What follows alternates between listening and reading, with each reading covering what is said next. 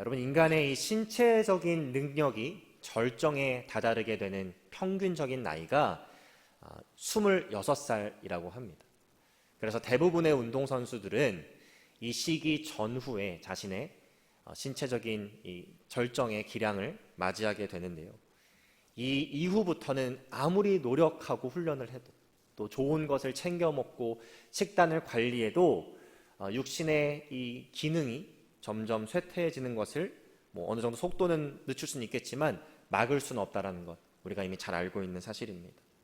그래서 우리의 육신의 이 기능의 그래프를 그려보면 마치 산처럼 올라갔다가 이렇게 쭉 내려오는 것이 우리 모두의 이 육신의 기능의 그래프라고 할 수 있죠. 그렇다면 신앙인들의 영적인 이 기능을 그래프화해보면 어떤 모습일까요? 육신과는 다르게 한번 전성기를 맞이하고 쭉 쇠퇴의 길을 걷는 그런 그래프와는 달리 우리 믿음의 사람들의 영적 그래프는 점진적으로 쭉 올라가서 이 전성기를 영원토록 유지하는 그런 그래프로 되어 있습니다. 우리는 하나님 나라에 갈 때까지, 또 주님께서 이 땅에 오셔서 새하늘과 새 땅을 이루시기 전까지 계속해서 예수님을 닮아가는 성화의 과정을 걷는 사람들이기 때문이죠. 그래서 제가 방금 말씀드린 대로 우리 영적인 그래프는 쭉 상향곡선을 유지하고 하나님 나라에 거할 때 그것이 하향곡선을 이루는 것이 아니라 이렇게 쭉 유지된다는 것입니다. 그런데 안타깝게도 우리의 원래 영적인 그래프는 그래야 하는데 이 땅에 살아가면서 영적인 전성기를 일찍 맞이하고 마치 육신과 같이 이 하향곡선을 이루는 자들이 있어요. 그중 대표적인 인물이 우리가 계속 살펴보고 있는 이 사무엘상에 등장하는 사울 왕입니다. 그는 이스라엘 왕으로 하나님께 택함 받은 자였고요, 이스라엘에서 가장 준수한 외모, 큰 키를 가지고 있는 자였어요. 하나님께 택함을 받고 왕의 자리에 오르게 된 후에 암몬 족속을 또 물리치는 모습까지 보인 자였습니다. 그런데 그것이 그가 보인 어찌 보면 마지막 영적인 전성기였어요. 이 이후로부터는 사울이 어떻게 영적인 쇠퇴의 길을 걷게 되는지 우리는 차근차근히 살펴보게 될 것입니다. 그렇다면 이 사울의 영적인 쇠퇴는 왜 어떻게 시작되었을까요? 오늘 본문의 말씀을 우리 성도님들과 이 아침에 살펴보면서 영적인 쇠퇴가 어떻게 시작되는지 함께 살펴보고 하나님께 주신 깨달음과 또 지혜를 얻기를 원합니다. 첫 번째로 사울이 영적 쇠퇴를 경험한 원인은 그가 하나님의 명령에 순종하는 것보다 자신의 판단을 더 의지해서 그 판단대로 행했기 때문이다라는 것을 알 수 있습니다. 오늘 본문의 배경을 보시면 특별히 1절 말씀에 사울이 왕이 될 때에 40세였고요. 또 그가 이스라엘을 다스린 지 2년 차가 되었다, 이렇게 성경은 우리에게 알려주고 있습니다. 처음 이스라엘 백성들이 사무엘에게 가서 왕을 구했던 이유, 그 이유는 굉장히 심플했습니다. 우리도 이방 나라 왕과 같은 왕을 주십시오. 그래서 우리를 위해서 그가 가장 먼저 앞서서 전쟁을 하고 우리를 이 수많은 적군들의 위협에서 살릴 수 있는, 평안을 얻게 할 수 있는 그런 왕을 우리에게도 좀 허락해 주십시오. 이것이 이스라엘 백성들이 왕을 요구했던 이유였습니다. 사울은 마치 이 이스라엘 백성들의 기대에 부응하려듯이 오늘 본문에 보니까 이 3,000명의 군사를 뽑습니다. 군사를 재정비하고요. 또 2,000명은 자신과 함께, 1,000명은 자신의 아들 요나단에게 보내주고요. 이 게바라는 지역에 있었던 블레셋 소규모의 수비대를 공격해서 전투에서 승리를 거두게 됩니다. 그런데 여기서 큰 문제가 발생하게 되는데, 이 게바라는 지역에서 이 수비대를, 블레셋 나라의 수비대를 싸워서 이겼지만 그 사실을 알게 된 블레셋이 더 큰 군사를 만들어서 이제 화가 나서 이스라엘을 공격하기 위해서 코앞에 나타나게 된 겁니다. 오늘 본문 5절 말씀을 보시면요, 이 블레셋 사람들의 군대가 얼마나 컸는지, 병거가 3만, 마병이 6천, 백성은 해변의 모래와 같이 많았다, 이렇게 성경에 기록되어 있습니다. 도저히 이스라엘이 상대할 맛이 나지 않는 어마어마한 규모의 또 크기의 군대였다라는 것입니다. 그래서 이 군대를 보고 이스라엘 백성들이 겁을 먹기 시작합니다. 6절에 보니까 이스라엘 백성들이 굴, 수풀, 바위 틈, 은밀한 곳, 웅덩이에 숨기 시작했고, 또 그 다음 7절 말씀을 보시면 어떤 이들은 도망치거나 두려움에 벌벌 떨었다. 이것이 본문에 우리가 알려주고 있는 블레셋 사람들을 보게 된 이스라엘 백성들의 모습입니다. 여러분들이 지금 이 상황 가운데 사울의 입장이 되었다고 한번 상상을 해보시기 바랍니다. 작은 전투에서는, 게바의 전투에서는 승리를 거두었어요. 그런데 그 계기로 블레셋이 엄청난 군대를 이끌고 지금 코앞까지 들이닥쳤습니다. 이스라엘 백성들은 흩어지고 있고 두려움에 벌벌 떨고 있어요. 자신의 목숨도 어떻게 될지 모르는 그런 긴박한 상황입니다. 이제 왕으로서 사울은 특단의 조치를 취하거나 아주 중요한 결정을 내려야 하는 시기가 오게 된 거예요. 그런데 여기서 사울에게는 아주 큰 딜레마가 하나 있었는데요. 우리가 사무엘상 10장으로 돌아가 보게 되면, 특별히 8절 말씀을 보시면 이렇게 기록되어 있습니다. 그대는 나보다 먼저 길갈로 내려가라. 내가 내게로 내려가서 번제와 화목제를 드리리니 내가 내게 가서 내가 행할 것을 가르칠 때까지 7일 동안 기다리라. 이것은 사무엘이 사울에게 지금 말하고 있는 내용입니다. 길갈로 가서 7일 동안 기다리면 내가 그곳에 도착해서 번제와 화목제를 드리고 너가 어떻게 행할지를 내가 알려주겠다. 오늘 본문의 내용을 보면 이제 이 7일이 지나게 됩니다. 그런데 사무엘이 왜 답답해하냐면 오겠다고 한 사무엘이 안 오고 있기 때문입니다. 사무엘이 빨리 와서 번제와 화목제를 드리고 내가 어떻게 행해야 되는지를 알려줘야 되는데 지금 본인이 느끼기에 늦어지고 있고, 그래서 사울은 조급해질 수밖에 없었던 것입니다. 그래서 사울은 조금 더 기다리지 못하고 사무엘 대신 번제와 화목제를 드리게 되죠. 하나님께서 분명히 사무엘을 통해서 주셨던 명령이 있었음에도 불구하고, 또 그 질서가 있었음에도 불구하고 자신의 판단대로 조급하게 움직이게 되는 것입니다. 우리가 오늘 본문의 말씀 바로 직후의 말씀을 보면요, 사울이 이 일 때문에 하나님께 책망을 받고 또 하나님의 마음이 사울에게서 떠나는 그런 계기가 됩니다. 생각해보면 우리도 사울과 같이 신앙생활을 할 때가 너무나도 많이 있죠. 이스라엘이 이 블레셋 수비대를 게바에서 물리친 것처럼 어느 정도 내 인생이 승승장구하는 것 같다가, 어떤 문제도 없는 것 같다가 마치 블레셋 전체 군대가 찾아온 것처럼 큰 위기가 우리 삶 가운데 찾아오게 되면 하나님께서 나에게 요구하시는 것들, 나에게 명령하시는 것들, 그러한 것들을 다 잊어버리고 내가 생각하는 대로, 내가 판단할 때 가장 좋은 대로 조급하게 무언가를 해보려고 하는 모습들이 우리 가운데 있다는 것입니다.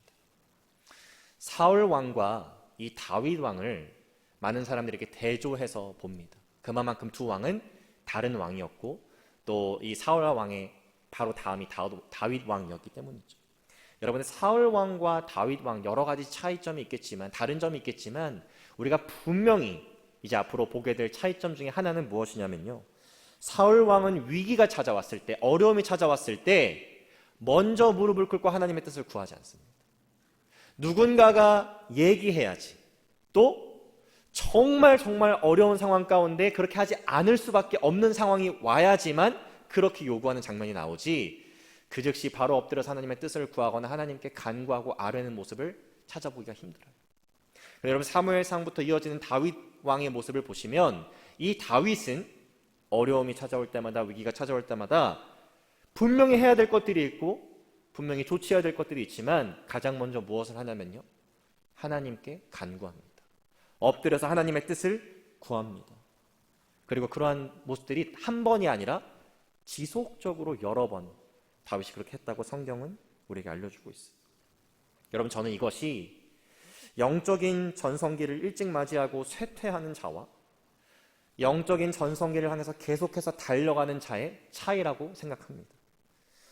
우리가 오늘 읽지 않았지만 이 사건을 해서 하나님께서는 사울을 버리시고 이제 다른 왕을 세우시겠다고 말씀하시죠. 그 말씀이 이제 사무엘상 13장 14절에 나오는데, 훗날 신약 성경에 보게 되면 사도 바울은 이 사무엘상 13장 14절을 인용하면서 사도행전 13장 21절 22절에 이렇게 말합니다.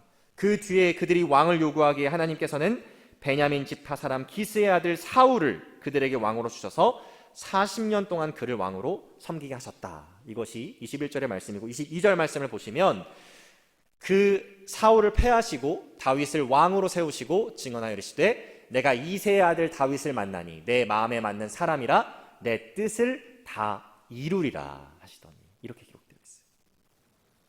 여러분, 사울과 달리 다윗은 하나님의 마음에 맞는 사람이었대요. 하나님의 마음이 떠난 사람이 아니라 하나님의 마음에 맞는 사람. 여러분, 그 이유가 무엇이었을까요? 그가 하나님의 뜻을 가장 먼저 구할 줄 아는 자였고, 또 그 구하는 뜻을 그대로 순종하는 자였기 때문입니다.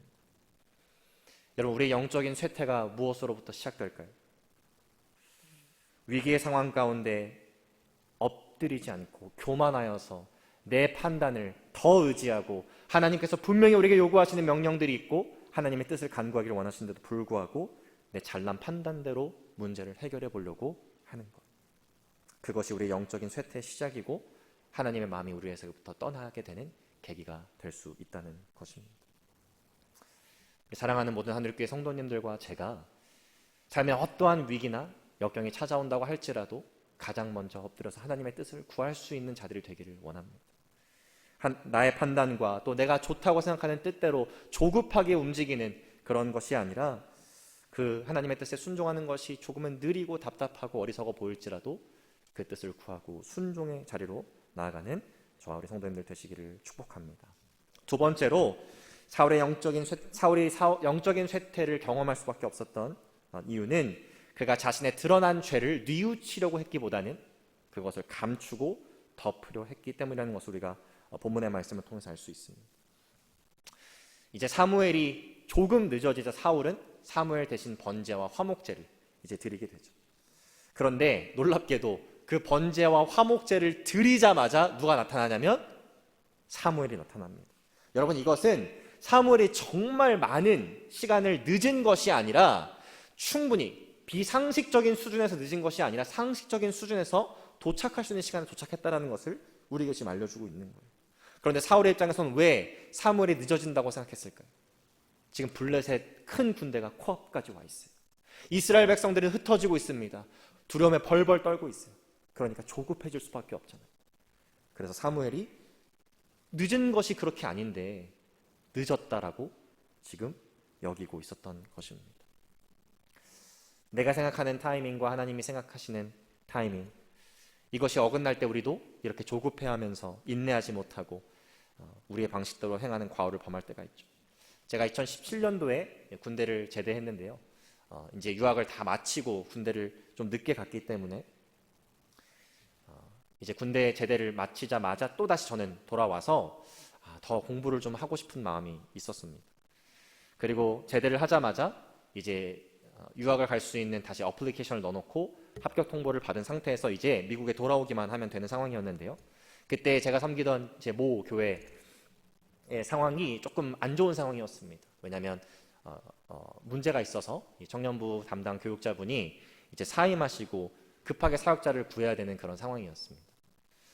그때 이제 좀 1년이라도 아니면 다음 사역자를 좀 구할 수 있을 때까지만이라도 좀 담당해서 사역을 해줄 수 있겠냐라는 제안을 받게 되었는데, 그렇게 되면 제가 합격 통보를 받은 그 합격 증서를 연기해야 되고, 제가 이제 5월 달에 아니면 8월 달에 미국에 들어가야 되는데 그것을 1년 연기해야 되는 그런 상황이 오게 된 것이죠. 그 제안을 제가 처음 받게 되었을 때 내가 1년을 여기서 사역한다고 무슨 열매가 있을까? 어차피 나는 미국에 돌아가서 공부를 해야 되는데 내가 여기서 1년을 사역하고 또 떠나게 되면 그것이 더 안 좋은 거 아닌가? 그런 생각을 하면서 처음에는 이제 거절을 하려고 했습니다. 그런데 좀 안 좋은 상황이었고 급하게 사역자를 구하는 것이 어려운 상황이었기 때문에, 또 코로나 기간이었기 그때 좀 어려운 상황이었기 때문에 재정적으로도 그래서 제가 1년 동안 좀 늦추고 사역을 감당하기로 그렇게 결심을 하게 된 것이죠. 그런데 그 1년의 시간 동안 하나님께서 저에게 너무나도 많은 복을 허락해 주셨어요. 그 1년의 시간 동안 저는 사랑하는 아내를 만나게 되었고요. 또 한국에 있는 청년들의 영적인 필요가 무엇인지 그전에는 하나도 알지 못했는데 얼마나 많은 청년들이 복음을 들어야 하고 또 예수님을 만나야 되는지도 제가 직접 제 눈으로 보게 되었습니다. 또 사역적으로도 많이 도전받고 저의 부족함을 깨닫는 그런 중요한 시기들이 저에게 주어지게 되었어요. 제가 만약 그때로 돌아가서 제가 생각해 놓은 그 타이밍, 제대를 하자마자 바로 미국에 돌아가서 공부를 시작하는 것, 그것대로 제가 조급하게 행동했다면, 하나님께서 저에게 요구하시는 대로 순종하지 않고 그렇게 움직였다면 어떠한 결과들이 있을까? 지금 와서 생각해 보면 머리가 어질어질합니다. 아마 그렇게 움직였다면 하나님께서 이미 예비해 놓으신 많은 복들을 제가 걷어차버리게 되었겠죠. 오늘 본문 11절 말씀을 보시면 이 하나님의 타이밍보다 자신이 생각하는 타이밍이 훨씬 더 중요하다고 생각했던 이 교만의 죄를 범했던 사울에게 사무엘이 이렇게 질문하는 장면이 나옵니다. 사무엘이 이르되 왕이 행하신 것이 무엇이니? 당신이 지금 무슨 일을 하고 있는 것입니까? 이렇게 사무엘이 물어보고 있어요. 여러분, 이것은 지금 사무엘이 사울에게 정말 뭐 하고 있냐라고 궁금해서 물어보는 질문이 아니겠죠. 여러분, 부모님들이 자녀들이 하지 말아야 되는 행동을 발견하고 너 지금 뭐 하는 거야? 라고 물어봤을 때 궁금해서 물어보는 게 아닌 것처럼 지금 사무엘은 사울에게 지금 너가 해서는 안 되는 행동을 지금 하고 있는데 뭐 하고 있는 거야? 너 지금 잘못한 건데 반성해야 되는데 뭐 하고 있는 거야? 라고 이렇게 질문하면서 의미를 담고 질문하고 있는 것입니다. 여러분, 부모님들이 그렇게 질문할 때 자녀들이 보통 어떻게 반응하나요? 소수의 자녀들은 부모님이 나를 꾸짖으려고 하시는구나, 내가 반성하기를 원하시는구나 하면서 잘못했습니다라고 바로 나오지만, 대다수의 자녀들은 우리의 바람과는 다르게 자신의 잘못을 감추려고 하거나 덮으려고 할 때가 훨씬 더 많죠. 여러분, 본문의 사울의 모습이 지금 그러한 모습입니다. 11절 후반부를 보시면 이제 사울은 내가 한 행동이 나름 정당한 행동입니다. 변명하기 시작해요. 11절 후반부의 말씀을 보니까 백성은 내게서 흩어지고 당신은 정한 날 안에 오지 아니하고 블레셋 사람은 믹마스에 모였음을 내가 보았으므로, 또 12절 말씀에 보니까 이에 내가 이르기를 블레셋 사람들이 나를 치러 길갈로 내려오겠거늘 내가 여호와께 은혜를 간구하지 못하였다 하고 부득이하여 번제를 드렸나이다. 내가 지금 번제를 드린 것, 그것은 내가 잘못한 게 아니라 당신이 늦어서이지 않습니까? 지금 내가 그럴 수밖에 없는 상황이었지 않습니까? 이렇게 말하고 있는 거예요. 여러분, 겉으로 보기에는 굉장히 그럴싸한 변명입니다. 하나님의 은혜를 구하지 못했기 때문에 이런 긴박한 상황에서 내가 그것을 반성하고 은혜를 구하기 위해서 번제를 드렸습니다. 또 당신도 늦지 않았습니까? 표면적으로 보면 굉장히 그럴싸한 변명이죠. 여러분, 근데 이것은 사울이 정말 진심으로 긴박한 상황에서, 어쩔 수 없는 상황에서 그렇게 할 수밖에 없었다고 말하는 것이 아니라요, 자신의 죄를 덮기 위한 변명에 불과한 것입니다. 만약 이것이 정말 하나님의 은혜를 구하고자 하는 사울의 마음을 담고 있는 고백이었다면 이 이후에, 직후에 하나님께서 사울 왕에게서 마음을 떼시는 일은 절대로 일어나지 않았을 거예요. 하나님께서 그에게 마음을 떠나시고 다윗이라는 새로운 왕을 세우시기 위한 계획은 존재하지 않을 수도 있었을 것입니다. 하나님께서는 우리에게 분명히 명령하시고 또 때로는 기다리기를 원하시는 것들이 있어요. 그 명령을 기다리고 순종하는 것이 우리의 생각에는 더디고 느리고 답답해 보일 수도 있습니다. 그래서 우리는 하나님의 뜻대로 하지 않고 내 뜻대로 먼저 해버린 다음에 그렇게 할 수밖에 없었던 나름대로의 변명을 대기 시작하죠. 신앙생활이 다 무너졌는데 하나님께서 우리에게 요구하시는 것은 무엇일까요? 엎드려서 회개하고 돌아가는 겁니다. 그런데 우리는 무슨 핑계를 대죠? 코로나였다는 핑계를 댑니다. 우리의 가정이 다 무너졌는데 엎드려서 하나님의 뜻으로 다시 돌아가려고 하지 않고 무슨 핑계를 대죠? 배우자 핑계를 대고 자녀들 핑계를 대죠. 예배 생활이 다 무너져 있는데도 불구하고 그 즉시 회개하고 드러난 나의 죄를 하나님 앞에 솔직하게 고하고 용서를 비는 것이 아니라 바빠진 사업 핑계를 댑니다. 하나님의 뜻대로 순종하지 않았다면, 나의 죄가 드러났다면 여러분, 하나님께서 기뻐하시는 것이 무엇일까요? 우리의 죄를 자꾸 덮는 것, 변명하는 것, 핑계하는 것, 그것이 아닙니다. 그냥 그 즉시 엎드려서 하나님께 은혜와 자비와 긍휼을 거짓으로 구하는 것이 아니라 진정성 있게 구하는 것. 여러분, 그것이 영적인 쇠퇴의 길을 걸어가는 것이 아니라 거룩한 전성기를 향해서 나아가는 유일한 길이라는 것입니다.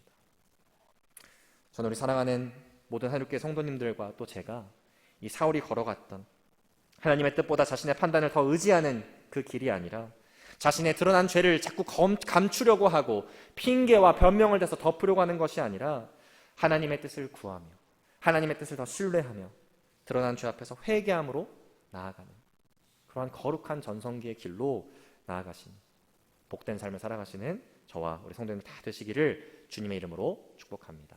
네, 기도하겠습니다.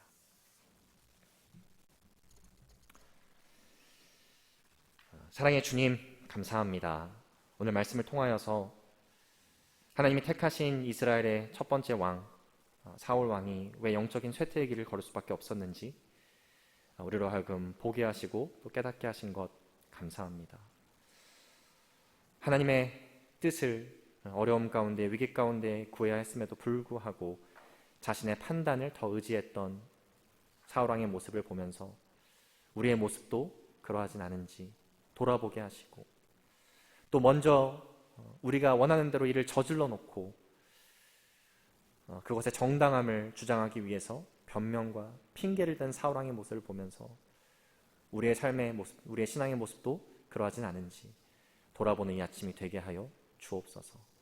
하나님 앞에 가장 먼저 엎드려서 위기 가운데 지혜를 구하고 뜻을 구하는 믿음이 우리 가운데 있게 하여 주시고 우리의 죄가 수면 위로 드러났을 때에 핑계와 변명으로 무마하려는 것이 아니라 거룩하신 하나님 앞에 엎드려 우리의 죄를 솔직히 고하고 용서를 빌며 참된 회개의 자리로 나아가는 우리 모두가 되게 하여 주옵소서.